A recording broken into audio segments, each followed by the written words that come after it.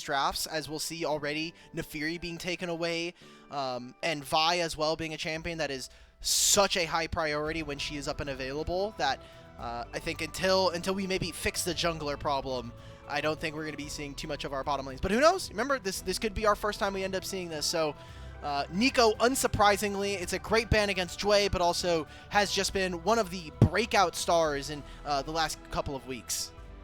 Yeah, specifically for a player like Jwei as well, who was playing it even at the start of the split before it was the most meta out of, you know, all the supports, but really rising into priority now that you can poke here on the Nico, that the laning phase has been extended for a couple of minutes with the grubs being spawned at a bit of a later timer. And so the Vi is going to be banned away here to round out this first phase, giving FPX the opportunity to pick a number of power picks that are still available. You know, we talked about the Lucian, the Talia has really risen in priority, and that's going to get selected first for Kael. Okay, I like the Talia. Definitely just gives them the ability to set up, and again, with the game slowing down, adding that ability for her to have a few more timers to actually think about when she wants to go into side lane. And so, kind of thinking about what Shanks would want to go to, I feel like this is actually a great counter to his champion pool, not only with the Azir being taken away, but also things like the Akali that he has been known for, the Ahri as well. So, looks like we're just going for a pretty old combo. We're going for the Sejuani and Yone, despite Yone getting some changes and definitely dropping down in terms of priority. I feel like at this point in the meta, the only time you see Yones get picked up is when it's in tandem with the Sejuani here, which is going to be the situation here. Still a lot of good synergy as we have seen a lot here in the LPL. The response for FPX is going to be that Pantheon, likely going towards Shadow in the jungle. Some really good synergy there with Talia in the mid lane. That point and click CC is so important, especially when you have this Talia on your team. Also just really strong kits on level 3, just between these two alone. And that side laning, something that Flandre has been known for so far in this split. Feels like for FPX, they've picked up a lot of champions so far that, yes, they have great team fighting. I feel like more so this is about having strong lanes, strong representation early on into the game, and wanting to try to have a goal lead around 14, 15 minutes so they can push AL on the map. And so here we go into that second phase here. I think this top side of Gwen, Sejuani, Yone has been very, very popular across all regions. Yeah. And so kind of surprised that FPX allowed AL to pick this one up. It does mean that they will have their pick at countering this Gwen that will likely go towards Flandre up top lane, but you can now see in the second ban phase that AL is already preparing for potential counters into it. We saw the Akali from Solo Kill yesterday from NIP into it. I don't know if that's necessarily Upshear's wheelhouse, but he is somebody who enjoys playing bruisers, playing assassins, so who knows at this point if that actually is on the table. Wonder if he maybe tries to go for a bit of a different matchup. Maybe he goes for the Kennen. You can already see that they do have a Yone and they have the Sejuani. So if these champions are going to be jumping into you, you kind of invite a Kennen to come on through. But you see that the 80 carry is being focused away, especially with the Misfortune. You're okay with Kaisa being given over. Does mean that if you do give that champion over to Hope and the rest of anyone's legend, that you come into a fight at like 20 minutes and you're kind of really asking to potentially put the game up for sale for the side of FPX. So, okay, getting rid of Braum instead. Good block for the Misfortune ult. What is the bot lane going to be selected here for anyone's legends? Already a ton of dive, a ton of good frontline presence here for AL. I think, you know, maybe a tank support for Kael could be good, or we could kind of opt towards more of that lane dominant focus 2v2 that we've seen rise in priority just a little bit. Instead, it's going to be the Corki, which does provide a good backline threat in terms of damage for Hope. Okay. Depending on the support matchup, this could actually be a pretty volatile one. I am seeing an Alistar on 5 here for Kael. Unless FPX are going to be able to take this away, I think an Alistar does so many wonders for this team versus a Pantheon, versus trying to disengage against whatever support. So good job from FPX to be able to steal that away. Now, a pick here coming in for Sheer. You now know majority of this draft. I still like Kennen here if that's going to be the option. You could try to go for an R. There's not too many lanes, but into the Gwen might be a little bit difficult. Okay, we're picking the Jax. That is fine too. It's a classic here for Sheer. Somebody that kind of has made his name on champions like this. It's going to be that Poppy, actually, locked in on 5 for anyone's legends. There's a decent amount of dashes here. I mean, I don't know how well the synergy is or the matchup is against the Alistar. It seems a little bit hard to kind of cancel that out. What I do see here is the ability for AL to set up numbers advantages for themselves and collapse here with Gwen and Yone flanks with the help of Kael's Steadfast or Keeper's Verdict knocking some people away. I think one thing that we're going to have to keep track of is these two bottom lanes. In my mind, it should be easier for Hope and Kael to get priority of the mid wave, but once those first items start to come on through, FPX can kind of bully around and have Assume move around the map a lot quicker than his opponents. And for AL, how do they play side lanes? One of the issues I've had so far with Anyone's Legend early on into the season is that sometimes Flandre gets a little bit lost in the side lanes and what he's actually able to accomplish. I think that having a Poppy does end up helping that when it comes to those 4v4s.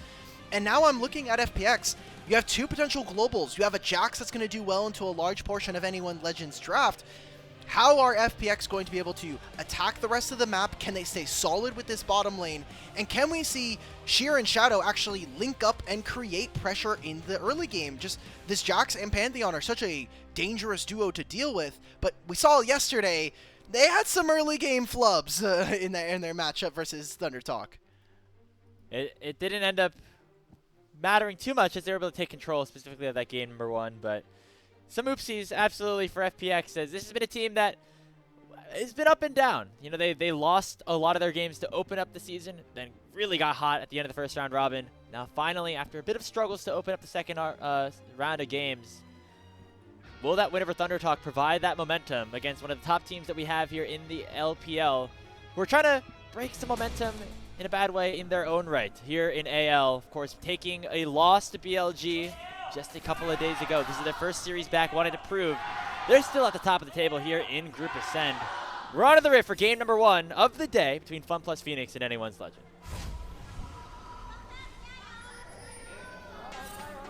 God damn, those FPX fans. I feel bad for them. I know we were kind of going over the Jayos there, but AL, more representation. It's been a while since FPX has been a top team here in the LPL. I think the closest that they actually had at that was last year's roster, but hey, Milky Way and a lot of these guys have kind of gone their separate ways, so we'll see if FunPlus Phoenix can end up rising from the ashes and hopefully bring them to a much larger standing here, maybe even a bid in playoffs, again, with that play-in system as we get to the end of these this round of play. Yeah, and something I continue to bring up here is that even if top 4 is maybe a little bit far away for some of these teams like FPX, just using these series against top teams, even if you're not going to necessarily be the favorites here, if you can learn a lot from them and use them to get yourself into as strong of a point as possible, you're going to have a do-or-die best-of-5 in a couple of weeks, you know, and that could decide if you make it to the postseason or not, if you're in Group Ascend again. And so that's going to be very important here for a team like FPX. We already see some heavy trading down in the bottom lane. Ignite popped for Kael, but it's cleansed away from by Assume, so quick little interaction there to start things off in this game. Junglers both headed up towards top side, so potentially not going to have that for level 2 here for Kael and Hope. And this is what I was talking about when we were talking about from draft, that early on Hope and Kael should be able to bully this bottom lane, but as items start to come through, especially as Assume gets access to the Bloodthirster, that'll be something that, you know, we kind of take a look on. Flandre, I'm pretty sure he just solo kills him when he has this next TF. He has Ignite. Okay, doesn't actually end up using the Ignite. Pops the Counter-Strike here for Sheer. Now actually has healed up a lot from the Biscuit, so I think that Flandre might have had a kill angle there, but opted not to utilize it just yet. The wave is pushing into him. Oh wait, look at Shadow. Shadow's going in early. Shadow's on the way as well, as we already see some summoner cells being popped once again in the bottom lane. Ignite used on the Hope, as Assume and Jwei in a very powerful position right now. They're waiting for Jwei's next set of cooldowns, but they're not going to find another combo here.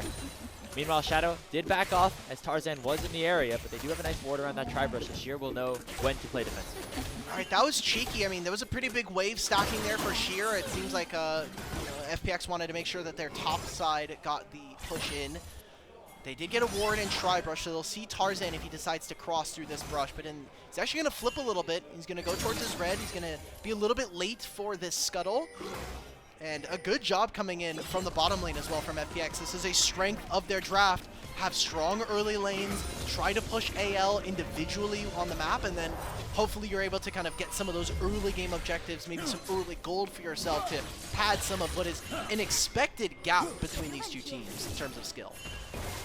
Yeah, and already the bot lane here going well for FPX with Assume and Jwei. Remember, Assume got a pentakill on this champion just a couple of days ago. So the misfortune has been eaten good here for the FPX 80 carry. As we'll see how far that can transition into later stages here. I do feel like the MF is a little bit hard to play into this composition for anyone's Legend specifically. I feel like there's so much dive threat that it can be very difficult to try to proc that bullet time and really hit all the targets at the same time. Yeah, that's kind of where I see Alistar having to do a lot of heavy lifting. Same thing with Shadow. These two are going to have to provide peel. Shadow trying to go for a pretty cheeky lane gank here. Flandre will be able to push this in. He's now used his ward. Shadow's not going to get seen. Playing very safe.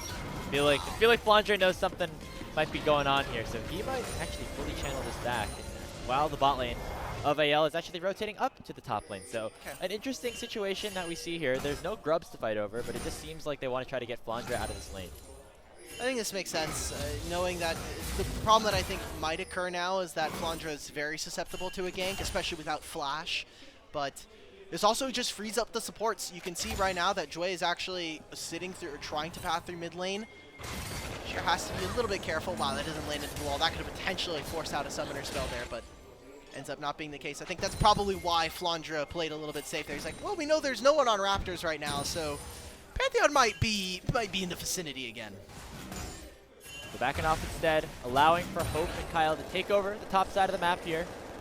As again, there's not really much to fight over right now. If you are FPX, hitting the dragon wouldn't be the worst situation in the whole world, but instead, it looks like they are going to send Jwei up to the top side to try to reinforce Sheer, make sure he is able to collect all these waves without being in any sort of significant danger. Oh, they're actually swapping again. So, or I should say that now FPX are starting to match this swap. They're going to have Sheer come on through. This is pretty good for Flandre, just being able to avoid some of the Jax lane, hopefully freeze a little bit of this as well so he can try to get his level 6 a little bit sooner, and especially with the Ignite. There might be an all-in right before the grub spawn, and that could potentially set up a numbers advantage for AL and a little bit of gold in their favor. I still don't fully understand why we're swapping when we still have 2 minutes until the grub spawn, but you know what? You do you. FPX, and now they're getting targeted here by Tarzan, who's coming in for a bit of a gank. Arctic Assault comes through, and now Shadow here to join the party. Remember, Hope still has the summoner spells available, so he's just going to be able to valk away. Nice use of the steadfast presence by Kael as well. I thought that was very smartly played by Kael. We saw him use the dash there just to make sure that he's on top of his carries. Then he preps up with the steadfast presence to make sure that they get out of that. So despite nothing really going on, I think we get to see into the mind of some of the mechanics there from Kael. Why didn't we see this during the 1v1, man? Whatever. We're going to be seeing the top sides go over to FPX. Maybe all of his mechanics are stored in the Poppy left hand. We'll see. They are getting a push, and I think part of the reason why they wanted to make sure that they could try to match is, well, yes, it would be a free lane for Awesome on this Misfortune, but making sure that they can get vision prior to this objective spawning is maybe a little bit important. But it does mean that AL get their reset in first. There'll be a little bit less in terms of economy, but they'll have a little bit more flexibility as to which side of the map they want to play. Those grubs are spawning in less than a minute's time, so again, only one spawn of them, so adds a little bit of extra pressure to try and contest in one way or the other, as we have not seen a dragon being started up by anybody just yet. Shadow and Jwei, I should say, are maybe hovering around, just getting some vision around the pit. It is an ocean dragon to start things off here in game number 1. But for now, this kind of chill setups here. The bot lane's been rotated to the mid lane. This is a little bit earlier than we might have expected, but now with level 6 opened up here for Awesome, allows for that extra threat in the mid lane if anybody tries to go too far forward on it. Okay, we'll see what ends up happening here. Kael is down, but there is still a flash here from Sheer, and there's a pretty big wave, so I don't think Flandre's going to be able to match, but Tarzan's on his way as well. Sheer to the wall. They pop the steadfast presence early to make sure that Sheer cannot use that leap strike, and finally will be able to once that cooldown, or once that spell was fully issued. Just a little bit of damage onto the Jax right now, as that does buy time for FPX to head towards the top side. Okay, one part that we haven't been noticing is that while Kael has been on the roam around the map a lot, he's taken a few recalls, he is half a level down on the opponent. So Jwei has access to the Unstoppable Force. There's a Pantheon ult coming down for Shanks. Yeah, the Fate Seal does hit onto 2, but Soul Unbound already coming out. It's going to be Shanks in a whole lot of trouble in the top lane, and Kael is the one to secure first blood for FunPlus Phoenix. Well played. Let's see if there's an answer in mid. Tarzan is going to be able to take enemy Raptors. was looking to see if Awesome would step a little bit too far up. I think with them using a lot of summoner spells there, it's a free wave going in for this Talia. And some missed gold from anyone's Legend, but not going to be the grubs going over their way. They'll have vision that this is happening. I think if AL get all 3 grubs, this is very problematic now. You're going to be giving a full set of grubs, plus the fact that they're empowered now to a team that has a Gwen and a Yone. I'm very worried here. I think I need to see FPX move on in, muscle their way through this, and at least steal one of them. Use a lot of their cooldowns, though, to get that kill originally onto Shanks. And so now there's no Grand Starfall to jump in. Looks like Shadow instead is focusing on doing that blue buff. So going to be a little bit late to the party. Tarzan's able to pick up all 3 on his own. And so that's a big win for anyone's Legend. As you said, the split pushers, the side laners here for this team, going to really be happy by having those extra grubs. If you missed out, some of the new changes, there's only one kind of Otacon that spawns. There is the new grubs. There's only one set of grubs that ends up spawning. Some of the timers have also been shifted for Herald and grubs and all these kinds of things spawning. So some changes all around. It has slowed down the pace of play when we talk about which objectives are up on the map. But 3 grubs means that now Void Mites are going to be spawned, and it's a lot stronger than 6 grubs last time around. We'll see if FPX can kind of open up some of those more map plays. Again, we wanted to see with having a Misfortune and this Pantheon and Talia to play a little bit more to your side lanes. And we've seen it once, and while they were able to get that kill onto Shanks, I think giving up of those grubs and not even being able to really get all that much across the lanes. I mean, Shear's even, you're barely even here in mid lane, in the mid lane matchup. So AL are okay with where we are in the game. Yeah, I think when we get later on into this one, it's not going to be the full straight-up 5v5s that AL are going to try to utilize. It's trying to create situations where they can catch people out, influence those side lanes, and create kind of mismatches in terms of the fights that they do end up taking. A lot of skirmishing is available here for this Anyone's Legends team composition. On the other side for FPX, maybe more towards that full 5v5, just whenever you have a champion like the Misfortune. But they can play the semi-global game as well. They have this Pantheon Talia combo, which is very effective in that regard. I think right now, Kael, despite playing a lot of the map a little bit better than his counterpart, the fact that we haven't really seen FPX really utilize the fact that they had that unstoppable, or the unbreakable will there to really move the needle, has been really good to see. And again, Kael and Hope have been some of the most impressive bot lanes. The fact that these two have been playing together for so long now as a long-term project for Anyone's Legend, I think it's pretty impressive as well to kind of see them continue their level of success now. Shanks trying to fish for a summoner spell from Kael.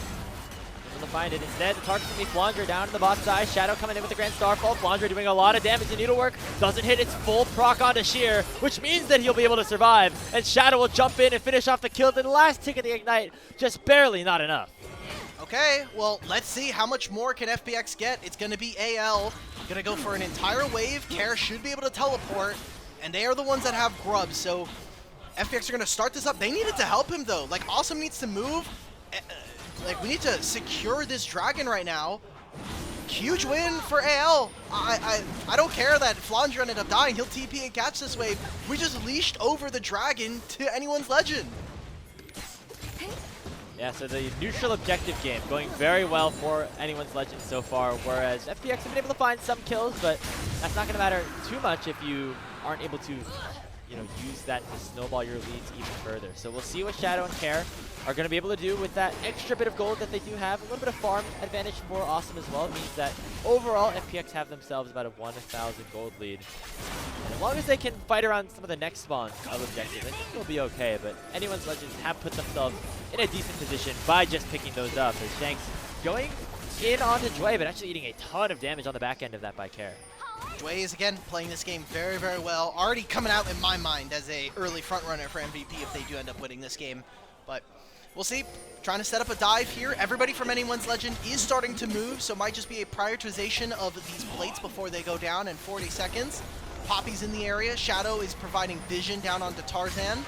And it will be first move coming out, or second move, I'm sorry, from this Corki, who is taking control of mid. So as long as AL don't lose all that much, It does mean that there's going to be a pretty good amount of gold going over to anyone's legend. And again, they have first items from FPX. I think you're really looking for a fight within the next minute or so, as Herald is going to be spawning soon.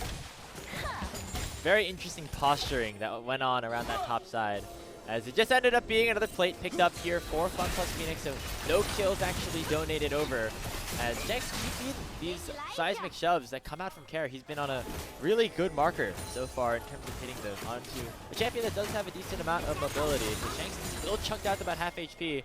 It's going to be very hard for them to continue to try to defend this tower unless reinforcements do arrive. I think FPX have, so far, despite giving over 3 grubs, done a great job of, you know, kind of mitigating some of the losses that we would see with the Void Mites, making sure that they're keeping them pushed. The only thing that is maybe a little bit worrisome to me is the fact that mid lane has been hammered away at so much. Again, Hope got some time there. We got to see eventually this mid lane duo as well kind of push a little bit. So they're starting to get small wins here, and so FPX, they have like an 1,800 gold lead. I think it's not bad. You see kind of across the lanes, really against this top side for FPX is where a lot of that gold is situated, but I'm looking at this 10 seconds before this Herald spawns, and with them resetting now, I mean, AL are on a huge spike right now. If Flandre can make sure he hits level 11 and finishes that Riftmaker, I'm looking at this team and I'm saying, we have Blade of the Ruin King done on our Yone. Hell, we should be looking for fights. Speaking of fights, they should try to find a 2v1 gank on to Sheer, but Sheer's actually going a little bit aggressive here in this situation because he knows that Shadow can jump in with the Grand Star, but it might just be a little bit too late. Kael joins as well, and that is the signal for FPX to abandon the play and let their top laner go down. So AL finally on the board, the kill going over to Tarzan. Is this a full turret though? Tarzan can come into the area, you'll be able to steal Krugs. Yeah, that's the first turret going down. I mean, hell, this is what happens on a side lane. You always have to be able to match the team that has 3 grubs now, and that's that's the feat of turret taking, going over to anyone's legend. If they're able to grab at least another 2 kills first, I think you're fine with that. You're going to now see the Herald being started here by FPX. I don't think there's going to be much rebuttal from the side of anyone's legend, as they're pretty late to this play. I'm not going to lie, Alk, you just said like the feat of turret taking or whatever. They got super lazy after the first one. Feat of Warfare, very cool name. Then it's Epic Monster Slaying, that kind of work. It's still kind of lame. It's just exactly what the name is here. It's Kael might be slaying himself as there comes the bullet time opened up here by Awesome. And the Feats of Warfare, that's the good name, picked up here by FPX, and they want more than just that. They want another fight here. Flash comes forward here for Jwei. 2-man pull does come out. Shanks with the flash on out. Teleport coming in. It's going to be Sheer trying to join the party here, as the Unbreakable Will has already been popped here by the Alistar. And FPX 5 men strong. Going in onto this tier 2 turret, they should be able to take it down. This is just wonderful play from them. They're over-forcing, making sure that they can try to brute force some of these plays. They're able to at least get a ton of summoner spells, right, alongside that kill onto Kael. For anyone's legends, you're saying, okay, we lost a little bit of gold, we lost 2 turrets, but Hope got some time in mid lane. Maybe this Corki will be a really big menace on 2 items, and it's kind of what you're going to be leaning on as this game goes forward. They still have the Rift Herald as well, so despite this Dragon now going over to anyone's legend, assumably, we're going to be able to see them start to contest a little bit more. This is part of the strength of their draft, having these legendary 2v2 duo. We'll check it again in the replay. Jwei and Shadow have played this game, I think, very, very well with the fact that they're using this Alistar Pantheon. Talia connects over the wall as well, and just utilizing some of the strength of just having a misfortune on your team. Yeah, bullet time might have been a little bit maybe unnecessary. It's a participation award. Yeah, for sure. Exactly. Yeah, we're not going to have it for this Dragon fight, which is the only reason why not maybe the best situation for them to use it that early. And speaking of, it does mean that anyone's legend actually do gain some control over this tier. Wow. Is in here by Flandre. So another Dragon secured by AL. As the Rift Herald is popped here by FPX, Glacier Prison comes out, it only lands on a Shadow. You can block out any remaining damage that does come through. But now, it's anyone's legend split up a little bit here, as the counter-strike from Sheer does connect here on Shanks. to Flandre, and the Gwen is just going down.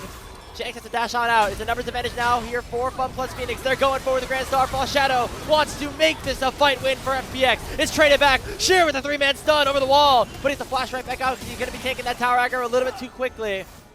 So another back out here for FPX, but they do go 2 for 1 on the fight.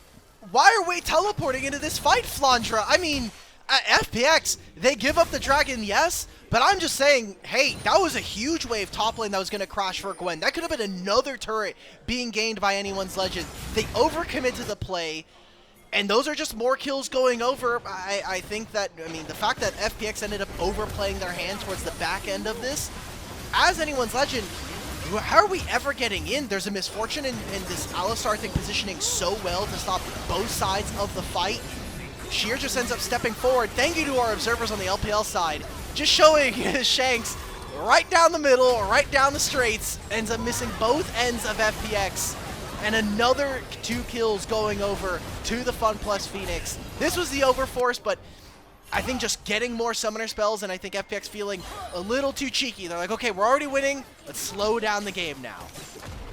And, you know, we keep talking about, hey, AL are the favorites here. They're the ones getting the neutral objectives, but all of a sudden you take a look up, it's 2,500 gold lead for FPX. A lot of that going towards the mid jungle right now as Shadow and Kael, who, you know, I highlighted them going into this series, doing very well for themselves, having a great game on this Pantheon Talia combo. So the gold is going to start to matter a little bit more. We're seeing it in fruition in some of these fights. Obviously, there's some misexecution on some of the players for AL in these situations, but it does show that FunPlus Phoenix are able to contest against one of these top teams here, at least in game 1.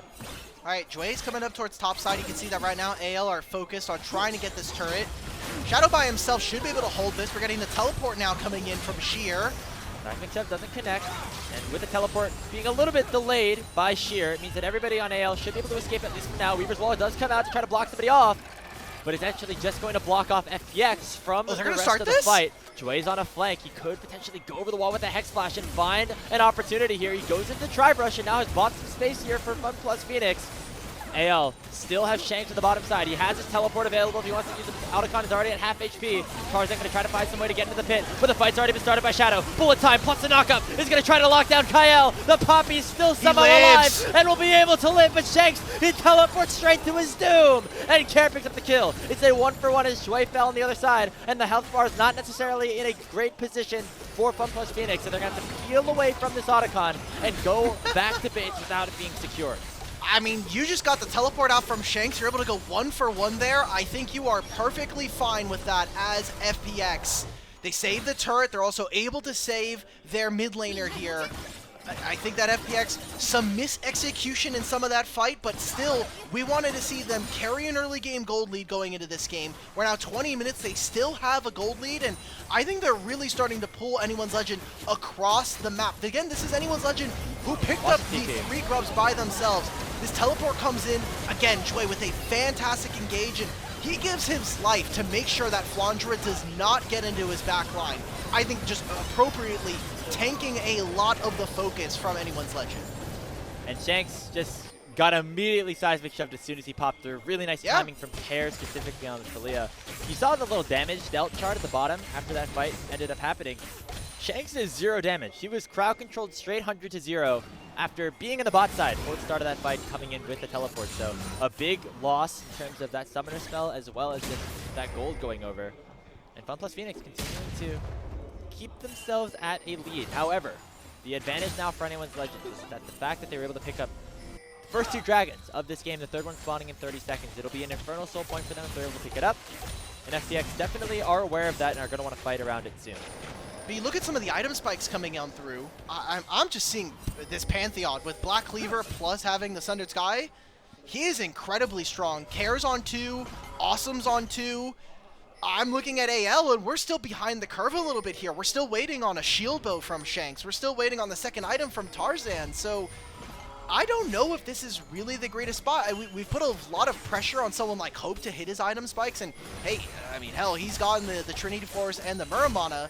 But now with this dragon spawning, I think AL are going to try to make this trade. You see the Otacon getting pinged out here with this Sejuani in the area. You always have to be worried about AL ripping a sudden objective. So here's the interesting strategy that FunPlus Phoenix are going to set up. They're going to send Shadow and Kael down to take this dragon on their own, because they have the semi-globals to potentially get to the top side if the Otacon is started up. But now, Anyone's Legend, they don't want the Otacon. They might try to find a kill onto Jwei, who might be overextended a little bit. The Fate Seal finds us awesome, but it will not be enough to secure the kill. The Unbreakable Will was popped by Jwei, so that is one singular cooldown utilized. As now, that might be enough for AL to turn their sights towards the Otacon. Ooh, you see the Baron, okay, or sorry, the Otacon, like you just noted.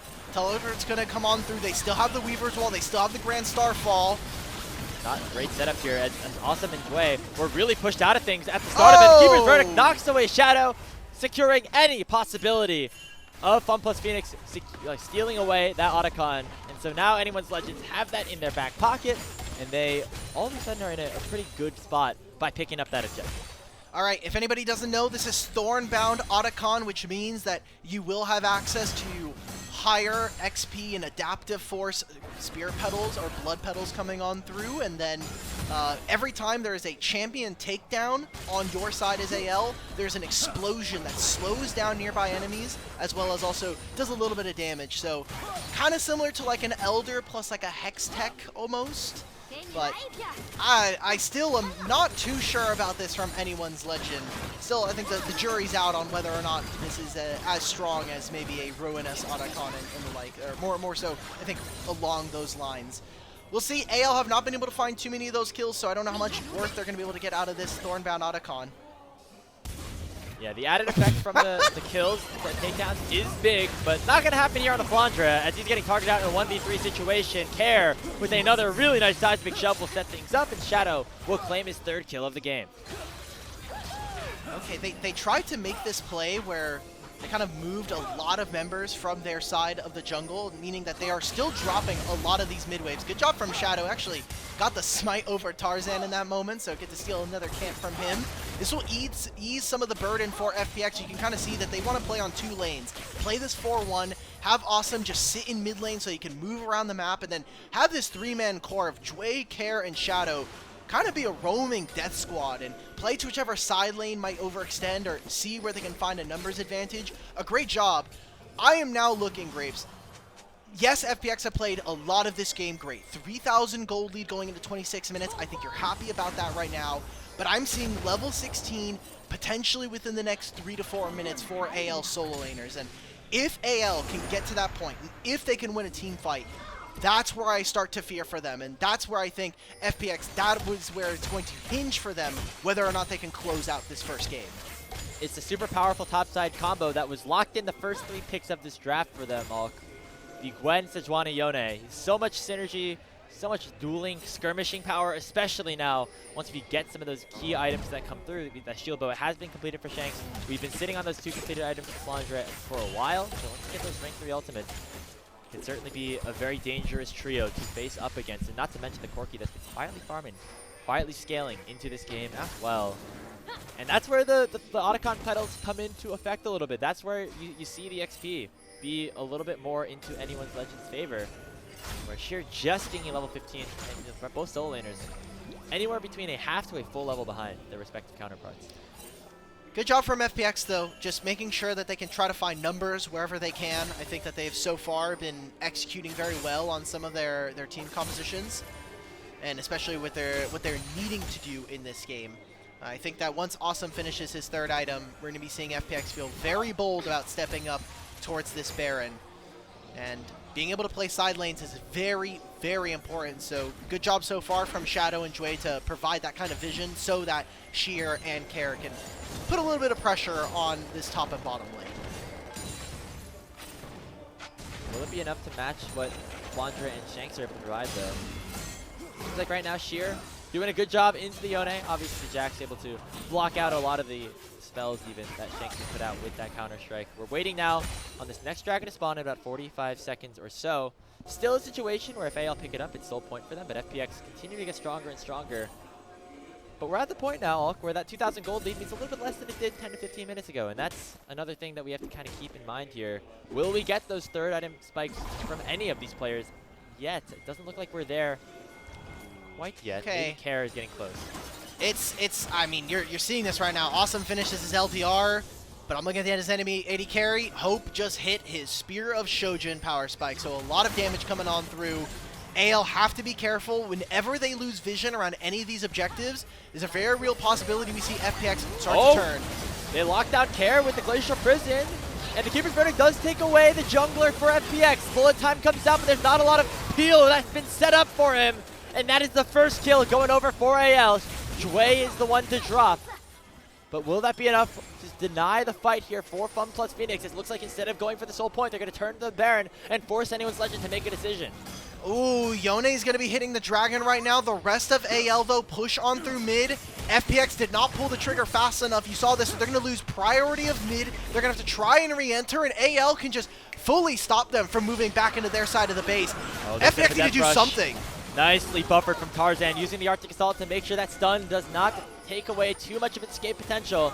But now a teleport's going to come in. Shanks going to try to close the gap here. It's still a 4v5 opened up here for anyone's legend. Shadow with the flash on out. But now the power of the Sejuani Yone can come through. There's Kael sending Sheer straight back with that heroic charge. So another pick found by anyone's legends. It hasn't been the full-on fight, but still have that 5v4. Without the jungler, they're going to start at the Baron. 35 seconds before Shadow is back up, and he will have Grand Starfall, but this Baron is going over to AL. Can FPX battle back?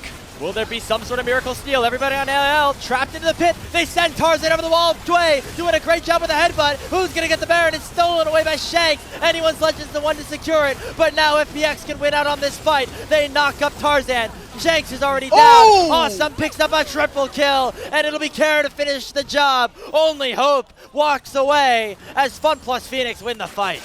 AL, they lose most of their Barons. It is only on Hope. Level 16 for this Corki. They're on soul point now.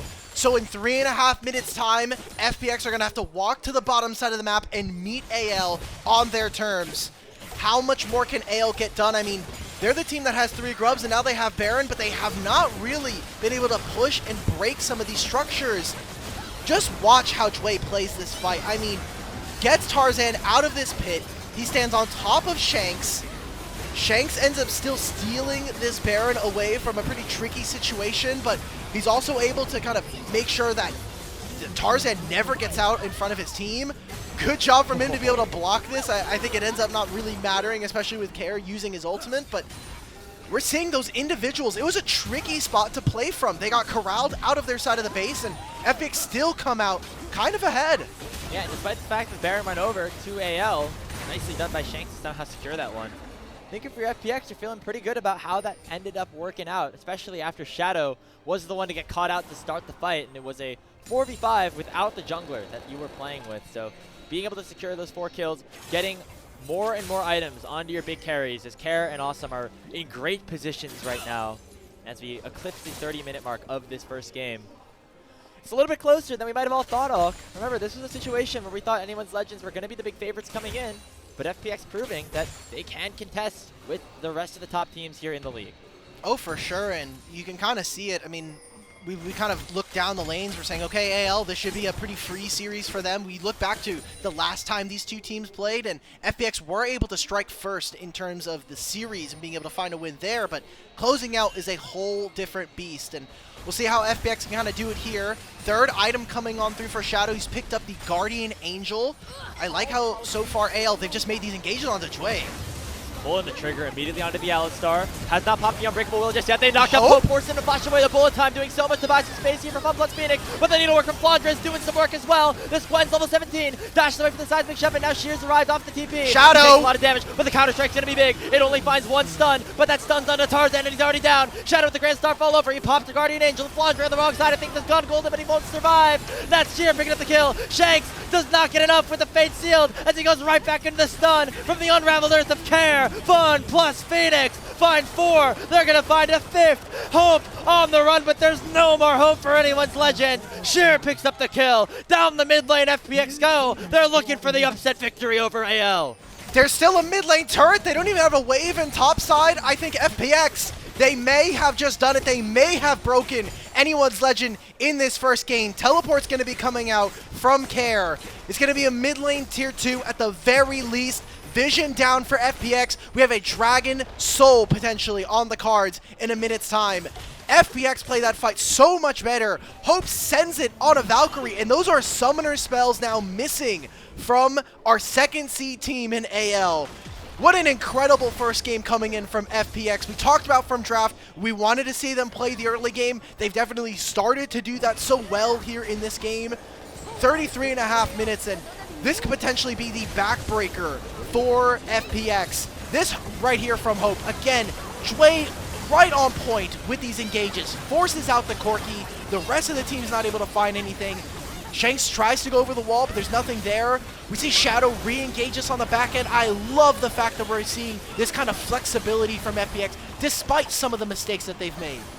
And Shadow, knowing that he has the Guardian Angel, can survive for so long in this team fight. He eventually goes down, but it buys enough time for the rest of FPX to pick up Flandre and then continue the collapse onto the backline here, as the main carry stood no chance against the bite of Sheer and Awesome, who had really good fights there. It was not enough to end the game for FPX, but they picked themselves up their second Infernal Drake. The gold lead has expanded to about 5,000. And if another fight like that happens, now with an exposed inhibitor turret in the mid, top, and not necessarily bot lane yet, but any one fight can mean the end of this game with a death timer starting to stack up. Oh boy. It's so funny because I looked at these teams comparatively in stats, and you just see like almost in every single stat for team-wide stats, AL look incredible. They have the lowest average game time of this group. They have the highest first blood percentage, first tower percentage, and even dragon control. But we're seeing right now, FPX, despite being 7th, 9th, 10th, and 8th in all of those stats, they are outperforming them in the game. I think when we talk about this FPX team, it really does feel like the team of the bros. We're kind of hanging out. We got a lot of the power of the friendship, and maybe the sum of our parts being a lot more than the individual. So we'll see now how FPX and if FPX can take this game and kind of close this one out. That has been somewhat of a problem for them throughout this. Again, 5,000 gold, 25 seconds before a Baron. They've been winning some of these team fights, but I'm now looking. A lot of summoner spells are back up for AL, and they've got all these really big ultimates. I'm looking at Kael in particular, not having that flash. And remember, for FunPlus Phoenix, this was a team that we had some high expectations for at the end of the first round robin once they started picking up some wins over top teams. But they started off the second round robin in a bit of a bad situation. In fact, so far through that second round, only victory was yesterday against Thundertalk. If they can pick up a win here against anyone's Legends, would certainly shift the narrative here for this team, seeing them go on a bit of a surge towards the back half of the regular season, setting themselves up for playoffs potentially. Again, this is a team that did not make the playoffs in split number 1. They want to change that narrative, get themselves that opportunity this time around, but still some work to be done. The gold lead at 5,000, but still players strong on anyone's Legend side as the Baron started up. They're going to try to pull this off. They're waiting to see a teleport come on through. You see right now that Flandre just got his team a global blue buff. They're fishing for an engage. They don't want to fully go on him. Instead, they're going to turn their targets towards Shanks. He used the Soul Bound to get away. Jwei already has dropped, but the health bars are so low on AL's side. Nobody has gone down. Kael's going to try to cut people off with the Weaver's Wall. Sheer dash jumping forward, but does not have enough to close the gap. So AL, they stand tall. They make sure that nobody goes down, as only the support for FPX is out of the picture and in the death realm. We see right now that AL, though, you could take control of mid lane wave. You got the cleanse out from Awesome as well. That's a pretty risky and maybe costly fight from them. Jwei's going to be up in 12 seconds. The Baron is being started and is already starting to get chunked down. Part of the reason when you have these solo laners is just being able to rip these massive objectives. He's going to pop the Grand Starfall. He's going to try to get in. He's going to get there in time. No, it's still the Baron is secured here by Tarzan. Flandre's gone golden. The Needlework has one more issue to be procced, but Shadow will get the kill regardless. But that's a big win for anyone's Legends. They take advantage of the numbers that they had on their side, and they pick up the Baron and will be wearing purple for the next 3 minutes. In the same way that I said FPX had a costly fight there that lose them the Baron, AL lose a lot of summoner spells. No flash now from Shanks or from Tarzan. Yes, they have mobility, but I'm now looking. You still want to be able to play for this dragon in minutes at halftime. I think that they are yet again falling into a trap of getting pulled around the map right now. Top lane's getting pushed in. You're not really fighting for mid lane control in this Baron. How much more can you actually get out of this? You still want to have control for this dragon. Jwei pops the ulti already. He's taking a lot of damage. Nicely done by Kael to knock Kael out of the fight. But Awesome does a lot of damage. Awesome is level 18. Awesome, it's a Guardian Angel. Awesome not going to be able to get that kill just yet, as he will drop and have that Guardian Angel procced. Already Jwei out of the picture once again, but you see Sheer on the top side of your map. picking up the split pushing duties. Shadow gonna try to cancel the bases. Kael comes through with the Weaver's Wall. Everybody on anyone's legend, the bot side is very, very low. Sheer gonna be able to at least take that inhibitor on the top side, as well as FunPlus Phoenix working their way around the map and making sure they do not lose too much. Tarzan needs to either die or somehow make the masterful escape. He'll have the Baron, but he's not going to be able to get out. Shadow will be here, and that's going to be Dragon in 30 seconds. Yeah, there's the jungler for anyone's legend down. Somehow, some way, despite AL catching out the bot lane of FunPlus Phoenix, the top side was able to come through clutch. It was Shadow and Kael to clean things up in terms of kills, and then I want to see a replay of what Sheer was able to do up top lane, because there's now super minions crashing up there. Sheer has just played this game so incredibly against his mentor in Flandre last year from JDG. This top side, hey, maybe Grapes, you maybe sold me on this one. The top side for them playing a lot cleaner than anyone's Legends top side. That's going to be the 6th dragon of the game. We're going to have one final dragon spawn in 5 minutes. That'll determine the soul for either of these two teams, and I can't believe it, but FPX are proving to be a problem for AL in this game number 1. We take a look back at this fight right here. Again, all of the engagements so far have been onto Jwei to start, trying to force out that ultimate. Awesome loses both of his summoner spells, but I'm looking in the picture-in-picture, and I'm looking at the mini-map. The fact that Sheer was able to, who else is fighting him? Gwen's not going to be able to do anything. Sheer's just holding down business up in top lane. Yeah, was able to pick up that inhibitor, chunk Shanks out relatively low, and able to walk out unscathed, essentially. And so, with the Baron buff starting to expire, no opportunity anymore for AL to have any of that push. So, once again, FPX kind of in that advantageous situation, albeit not necessarily as large as it was a bit earlier on in this game. We're starting to see some more of these builds be fully completed. 4 items on all 3 members of that top side for FunPlus Phoenix. And Awesome's working towards the 5th as well. Getting the picture-in-picture. A little bit of a replay. There's no Grand Starfall available for Shadow if a play is opening up on one side of the map that the jungler is not at. All right, you see the vision line going into that topside river. It is littered with red wards from the side of anyone's legend. They're going to try and at least maybe look for a TP flank. It's going to be up to FPX now to clear out all of this, return it down into Fog of War. And some items being completed. I know we were just talking about them, but Hope being able to pick up the last item of the Guardian Angel here. Awesome as well. Really waiting for some of those flashes. I think that FPX are going to feel a lot more secure if Awesome and Kael can have the Summoner spell back up. And while that is happening, AL are going to be looking at the same. Shanks and Hope will have their Summoner spells coming up, and I think a little bit less important when you look at the fact that they're just less immobile carries on the side of FunPlus Phoenix. So with that being said, we're probably waiting until that Baron comes up for another team fight to erupt. I mean, at this point, the gold doesn't really matter at all, right? You're looking at the itemizations that all these champions do have. Hope's at full build. Flandre nearly has that death cap completed. We have Shanks at 4 items as well. It's all about execution at this point and what each player can do individually in the 5v5. And we said overall, we think the 5v5 could be better for FPX, but if AL is going to be able to use that Poppy ultimate or use the flanking power of this Gwen and of this Yone, that's going to be where they can potentially find a way back into this game. And all these wards that FPX were able to get on the top side are going to run out even before the Baron spawns, but they're cleared out by anyone's legends now.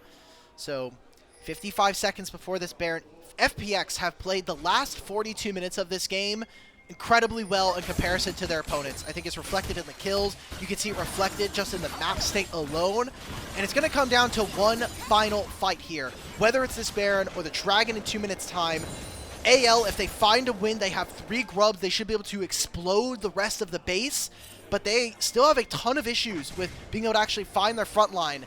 You see those items start to come on through. Flandre finishing the Rabadons. You'll be able to teleport as well. We're seeing an early TP coming in from Kael. FPX want to be on this objective first, and they want to make sure that they get mid-priority before this objective spawns. They'll be able to do that easily, as assumed very strong. Awesome has that full build now with the shield bow, kind of rounding things out here for him. Keep himself very healthy, knowing that he's going to be the primary target once these flankers, once these divers go into the backline of FunPlus Phoenix, they're already starting up the Baron. It's getting bursted down. Tarzan is so far away. No opportunity for a steal as FPX yoink it right between the arms of anyone's legend. Oh, they're just going for an engage onto Hope. There you go. Hope does have the Guardian Angel. They're going to try to flank the flankers. Double knockup does land for Jwei, but the Keeper's Verdict will send him out. Shadow popping the E to stay alive for a little bit. We see Sheer in the back line. Already popping the GF1. Shanks is in so much trouble. He uses the face. What is Awesome doing? Away. Awesome going forward, but he's going to be able to survive. FunPlus Phoenix with a absolute masterclass of a team fight. Sheer buys this time. The rest of FPX come through to back him up, and down the mid lane they go once more, this time for a Game 1 win. Who the hell cares about an Infernal Soul? FPX say, we'll just take a Baron and we'll just end up taking your base. It's an entire wave still waiting for them, and FPX make history happen again. They'll take Game 1 versus AL. It was a back and forth one, but FPX in general had that control. They take the Nexus in 44 minutes, and the #2 team in the LPL for the second time is down 1-0 against FPX. And in terms of game score right now, they lost 2-0 to BLG. They're now 0-3 in terms of games. They've lost the last 3 games they've played.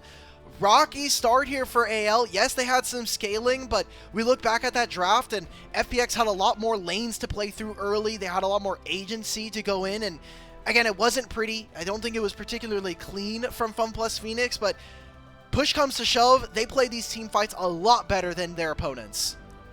Very much so. It seemed like a situation where if AL were able to play their cards right with all these champions at full build, with this very strong topside that they locked in for themselves at the start of the draft, that they would have been able to find opportunities to win these team fights, to pick members off one by one, but it never really fully came to fruition. Kael, I don't think, did too much on this Poppy, or at least enough to, force numbers advantages, force disadvantageous positions with the Keeper's Verdicts, or just with, the disruption that this Poppy can provide.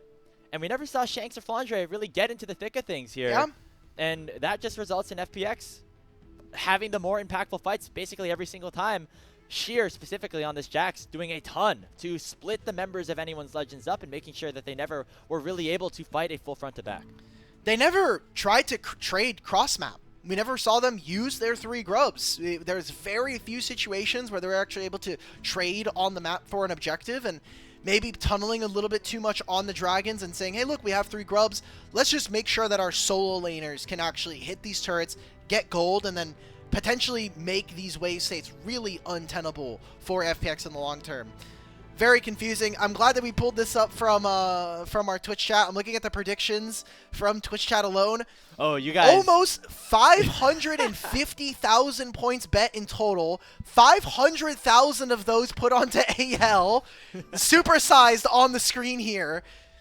91% of voters put AL to win. That's a cash out of all time. We might be a little broke.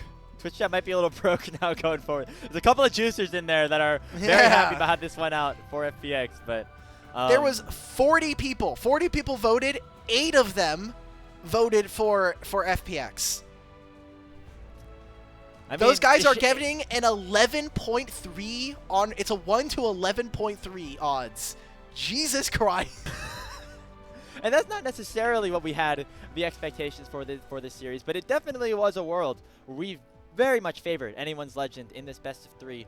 Obviously, FPX was able to take a game off of them last time they played in the first round robin, and maybe FPX have been, finding wins against top teams here or there. But this is a very fascinating turn of events now that we have been thrown in this matchup. As FPX, remember, they started off this second round robin 0-3. They just picked up a win over ThunderTalk, and that momentum might be all that they have needed to get this first win and to put themselves at match point over a team that, on the flip side, is kind of suffering from that negative momentum. I can't believe we look at that gold graph. The highest amount of gold that AL had that entire game, 428. I think that felt like that was true in the game. Maybe there's some instances where, kind of like this, where they make this pick on the Shadow. Maybe that's the case. I can't believe the highlight package is starting when we're level 16 on Flandre, but whatever. If FPX are able to find a very big upset win, this potentially has implications for our next series as well, since IG are very close to them in the standings. And going forward, it's not like FPX have the easiest of schedules. Their next matchup is NIP, and we'll see how they end up continuing to perform. But then they have JDG, Weibo, IG. I feel like if they can go, 50-50, 500 on some of those matches, like in the next 4, there's a very real likelihood that FPX, I don't know if they can squeeze top 4, but they can definitely squeeze for a 5th, 6th finish. And 5th, 6th, that's big because it means that you play against a team from Nirvana instead of Ascension for the play-in stage for best of 5. Maybe you want the 7 seeds, you get to play TT. I don't know. We'll see how the rest of the season goes here. But I think regardless, though, just seeing how FunPlus Phoenix finish out the season will be fascinating to watch. Then, because both them and WE are very similar teams where they did not have a ton of expectations going into this group ascension stage. Remember, they really struggled during the placements overall. But then, now that they've gotten some more games under their belt, they're looking stronger and stronger as we continue to progress throughout this. And if they can continue to take these series, specifically FPX in this situation, if they can close this one out, we suddenly have a lot of teams that can contest for the top of the league, which is a very exciting situation. I love that this FPX team is just performing, because we came into Group Ascend and Split 2 really with saying, okay, FPX, Team WE, and Thunder Talk, you guys are the we're happy to be here award. You get to just be here, you get to play, maybe you get access to higher level scrims versus the better teams, but if you guys are anywhere above 10th, 9th, and 8th, that's actually a really good sign from you guys. And the fact that they're potentially battling for higher in the standings, and I really wanted to highlight the mid-jungle from this team. I mean, Kael has been a franchise player in this program for at least 3 years now, but has been kind of a middle-of-the-pack, maybe bottom half mid laner, has really had some issues with consistency. Shadow, again, not really finding too many spots on starting rosters and has been kind of a coin flipper like we had mentioned. To have such a level of success where you're taking down top teams, at least in individual games, this is the kind of FPX that I think a lot of fans were wanting to see, and kind of a repeat of last year when they had that whole Milky Way situation where they were making big runs with them and top A. So yeah, I think very exciting. Again, a whole other series still left to play. There's still at least one game that AL can kind of bounce back and potentially send us to 3. And I'm looking at MVP. I still want to give it to Jwei. I feel like his Alistar this game was insane in his positioning. I could see Sheer maybe getting a shout out too. You saw that last replay of the fight where he just sent Shanks and Tarzan fully away from the rest of his team. And when you're locking in that Sejuani Yone first as being a big power point for your draft, and they're not even able to play the full 5v5 because of a player like Sheer, that I think deserves a lot of credit, as he was able to play the map, play the side lanes even better than anyone's Legends was able to. And there we go. MVP going over to Sheer, top laner for FunPlus Phoenix, getting the win over his former mentor in Flandre. I mean, he played this game really well, played the 1v1, as well as then being, a Jax playing up against a kind of some of those immobile carries. Again, the Gwen, the Yone, really good stuff from him, and exciting to see as a young prospect in the top lane, hopefully coming out of solo queue and potentially making his way here in LPL of 2025.